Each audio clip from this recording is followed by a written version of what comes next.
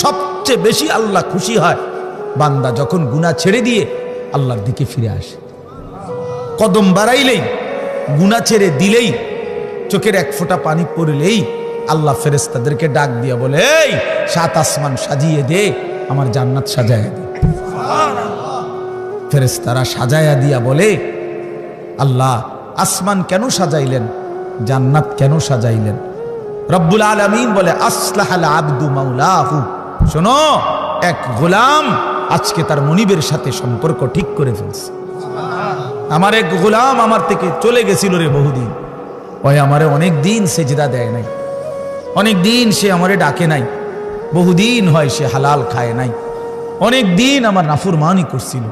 আজ সে আমার কাছে ফিরে আসছে। আমার বান্দা তওবা করছে, আমার বান্দা নিজের ভুল বুঝতে পারছে, পেছনের গুনাহ ছেড়ে দিয়েছে, আগামীতে করবে না ওয়াদা দিছে। এই জন্য আমি এই খুশিতে আসমান সাজিয়ে দিলাম, জান্নাত সাজিয়ে দিলাম।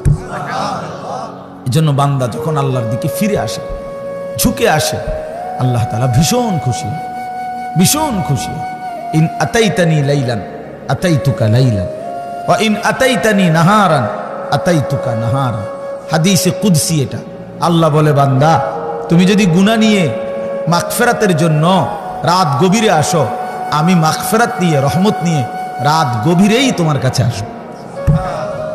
ওয়া ইন আতাইতানি নাহারান আতাইতুকা নাহারান। তুমি যদি দিনের আলোতে আসো মাফ চাইতে, আমি মাগফিরাত নিয়ে দিনের আলোতেই আসবো। তুমি আসবে যখন, আমি আসবো ঠিক তখন, ঠিক তখন আমি আসবই তোমার কাছে। আমি আছি বান্দা। ওয়া নাহনু আকরাবু ইলাইহি মিন হাবলিল ওয়ারিদ। আমি তোমার গর্দানের রগ, যেটা ছিঁড়ে গেলে তোমার মৃত্যু, সেই শাহরগ গর্দানের রগ, এর চাইতেও আমি তোমার কাছে। তুমি একটা ডাক দাও, আমার আরশ আজিম নড়ে উঠবে। ফাইজা সাআলাকা ইবাদি আন্নী ফাইন্নী করিব। আল্লাহ বলে, আমার বান্দা যখন আমার কাছে কিছু চায়, আমারে ডাক দেয়, হাত পাতে, তা আমি আল্লাহ একদম কাছে। উজিবু দাওয়াতাদ দাঈ ইযা দাআনি।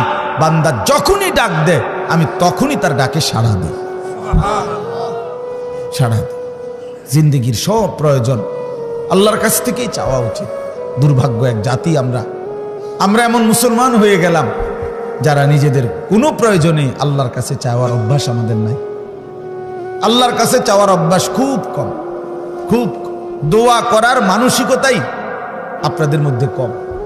ওই শুধু ড্রাইভার টোকায়, ড্রাইভার মানে হুজুর, হুজুর, কেবল হুজুর টোয়া, হুজুর দিয়া দোয়া করানো, হুজুর দিয়া। আরে ভাই, হুজুর দিয়ে দোয়া করানো নিষেধ না, হুজুর দোয়া করবে ঠিক আছে, কিন্তু নিজের আহাজারি, নিজের চোখের পানি, নিজের কান্না, নিজের আরজি নিজেই আল্লাহর কাছে পেশ করা উচিত। বান্দার কাকুতি মিনতি আল্লাহর খুব পছন্দ, আল্লাহর খুব পছন্দ, আল্লাহ তাআলার খুব পছন্দ।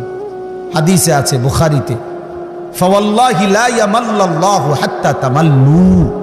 নবীজি বলছেন, আল্লাহর কসম উম্মত, তোমরা চাইতে চাইতে আল্লাহর কাছে ক্লান্ত হয়ে যাবে, কিন্তু রব্বে করিম দিতে দিতে একবারও ক্লান্ত হবেন না। লা ইয়ামাল্লাল্লাহ, তিনি ক্লান্ত হবেন না। তুমি চাও বান্দা, বারবার বল, বারবার বল, বারবার বল। এজন্য বাপ নিজেদের সব প্রয়োজন আল্লাহর কাছে বলবেন। রাসূলুল্লাহ সাল্লাল্লাহু আলাইহি সাল্লাম বলছেন, হাত্তা শিরাকানা আলাইক, তোমার জুতার স্যান্ডেলের যে ফিতা, স্যান্ডেলের ফিতাটাও যদি ছিঁড়ে যায়, তাহলে সেটাও তুমি আল্লাহর কাছে বলো। স্যান্ডেলের ফিতাটা ছিঁড়ে গেল, আল্লাহকে জানাও, মাওলা আমার একটা ছোট্ট মুসিবত হয়ে গেছে, আমার ফিতাটা স্যান্ডেলের ছিঁড়ে গেছে। এরে ভাইয়া, এইখানে এটা বুঝবেন না, বাংলাদেশের মাটি তো স্বাভাবিক, এই সময় স্যান্ডেলের ফিতা ছিঁড়ে গেলে তেমন অসুবিধা নেই, কিন্তু আরাফাতের ময়দানে স্যান্ডেলের ফিতাটা ছিঁড়ে গেলে তাইলে টের পাওয়া যাবে স্যান্ডেল কারে কয় আর ফিতা কারে। বুঝেন না?